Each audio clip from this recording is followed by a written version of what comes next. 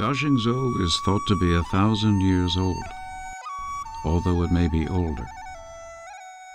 The village doesn't appear on maps or records, but its location on the well-traveled road from the Yellow River in the north to the Yangtze in the south argues that people have been here for a long time. The village is primitive. There is no plumbing except in wells and latrines. No heat except from open stoves. Illumination is bare bulb. Transport is a variety of wheeled carts, donkey pulls, bicycles, trucks, and jalopis, all sharing the same tiny roads and kicking up the red dust of central China. We came to Dazhengzhao because Yu Wei wanted to meet her aunt Fu Li, who had raised Wei's orphaned father. The village is one of the seats of the Zhao clan of Hulan province, and although my wife has never been there, it still counts as her ancestral home. Eventually, Wei's father settled in Wuhan City on the Yangtze River, where Wei was born. He never returned to the village. Last year he died. Anticipating how seriously Fu Li would grieve at her young brother's death, and considering her age and state of health, no one had the heart to tell her the news. Wei was asked to perform the rituals of a good daughter and bring the news to the person who had raised him and who would miss him the most. We were picked up in Dazhengzhao and headed for the village. The moon was almost full, and crickets and nightbirds swallowed the car noise like medicinal cotton. I sensed the driver was looking for a landmark. Earlier someone had said, if you leave the main road, you will go back 1,000 years in time.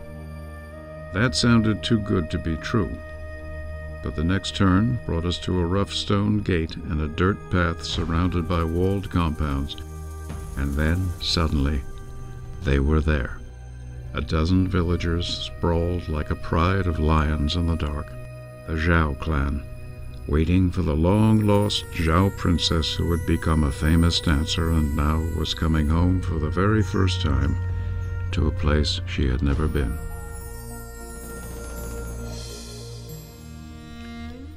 Wang Yumei is her name, but she is called Fu Li, or Summer Girl, because she was born in the summer of 1912. She is a robust woman with a Bruegel face and a smile that blows a hole in the opposing wall.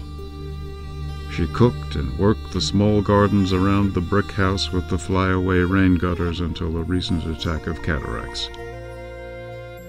Now she often sits by herself.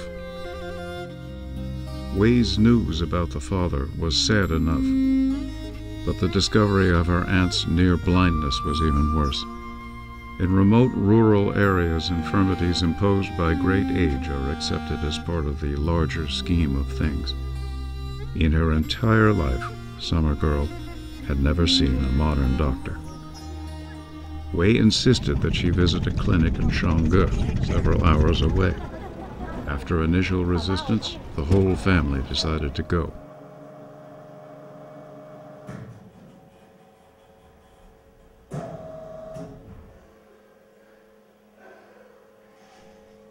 Fu Li was delighted by the machines and maybe not a little by the attention.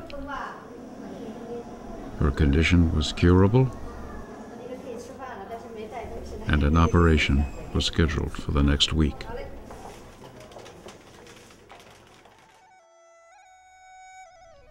Dazhengzhao means twisted straw, the kind used in making bricks, which is the only village industry. Bricks are stacked everywhere.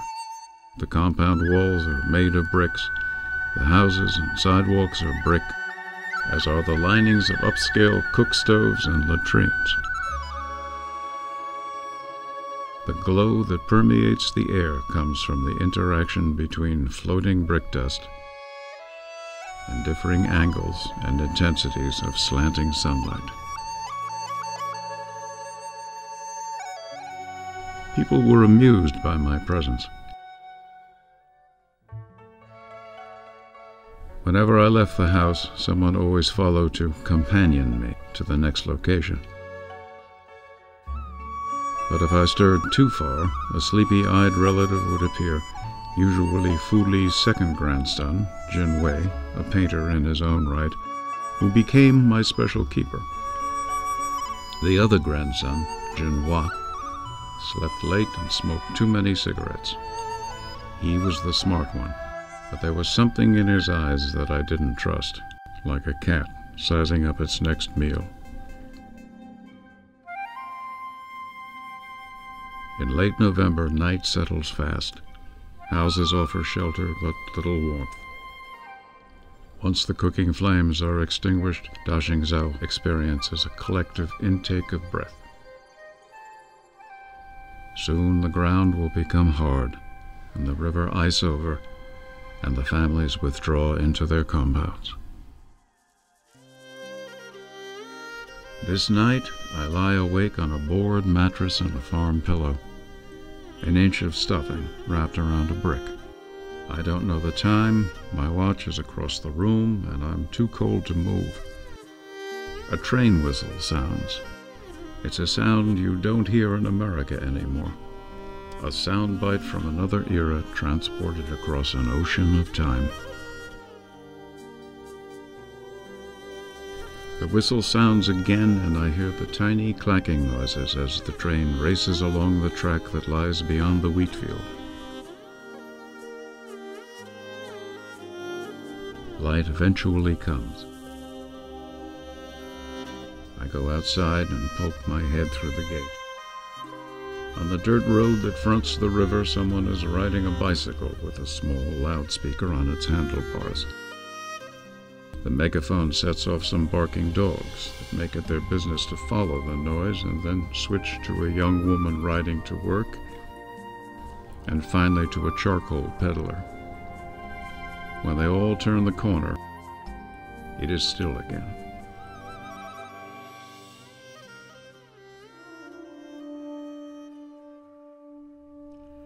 It is the last morning, and we walk out by the river. The sun rises through a distant line of trees, infusing the pre-dawn grayness with a rose and apricot light that transforms the scene into an ancient scroll painting.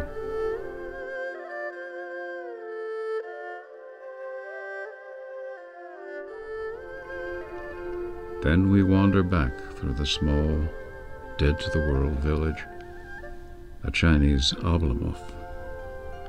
Sleepy streets, dozing people. China's sorrow is truly overpopulation.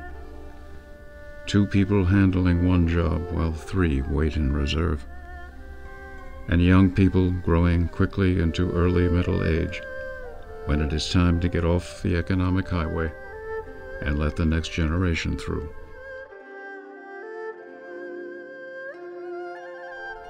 That night I go home to pack, and Wei stayed to help with dinner. Neighbors and relatives were dropping in for a communal meal that included dumplings, the ultimate honor, but also a budget stretcher. In only 3 days, we've made a dent in the family food resource as winter approaches.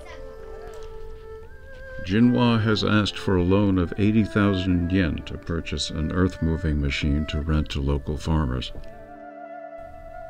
Wei views the brothers as personable but shiftless. She wants to give Jinhua a piece of her mind.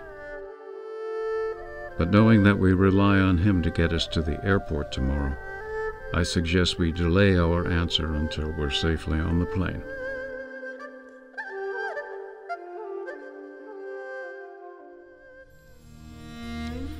A year later, a letter arrived saying Summer Girl had died.